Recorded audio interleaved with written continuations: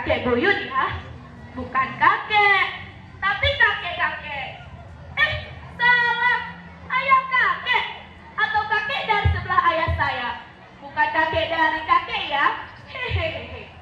Pada masa beliau sekitar tahun 1965 merupakan tahun pertama TVRI mengudara di Indonesia, menyaingi teknologi sebelumnya, yaitu Radio Republik Indonesia yang telah mengudara sejak 11 September 1945.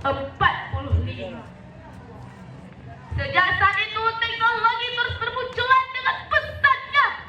Persaingan sesama anak manusia yang mempunyai skill dan keterampilan untuk melahirkan alat-alat yang dapat berguna bagi kemanusiaan. Siapa yang paling berperan di balik manusia-manusia melahir teknologi ini? Jawabannya adalah lembaga pendidikan yang dimana mereka dididik di dalamnya. Bapak Ibu yang dimuliakan Allah, begitulah gambaran peristiwa bagaimana teknologi bermunculan dalam kehidupan manusia.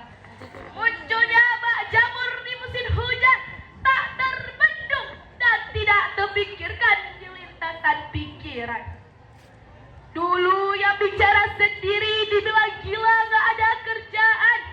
Sekarang yang bicara sendiri dibilang orang hebat, banyak job dan pekerjaan. Dulu yang pegang HP dianggap orang kaya karena banyak menghabiskan uang. Tapi sekarang baru dianggap hebat. Orang dengan HP-nya bisa mendatangkan uang-uang yang banyak sebagai sumber pendapatan. Bila dengan HP cuma bisa buat ngecip. Kasihan deh loh. Ternyata Anda terlambat update teknologi. Cukup kawan. Teknologi hadir untuk memudahkan kita menjadi manusia pintar. Memudahkan kita untuk menjadi orang kaya. Memudahkan kita untuk menjadi manusia yang berguna bagi sebanyak-banyaknya manusia.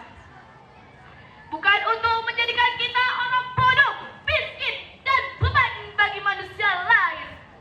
Astagfirullah. Khairun nas anfa'uhum linnas. Sebaik-baik manusia adalah yang bermanfaat bagi manusia lain. Bapak Ibu yang dimuliakan Allah Subhanahu wa taala. Negeri Jepang, satu di antara negara teknologi yang hasil karya warganya banyak dipakai oleh dunia. Mereka berkata, Sugunia Namono Gijutsu Wajidayo Kureni dari Akuni Nanakun Nariman Shaishino Teknologi Yokoso. Beberapa saat lagi teknologi yang Anda miliki akan menjadi barang usang dan tidak berguna. Selamat datang teknologi terbaru.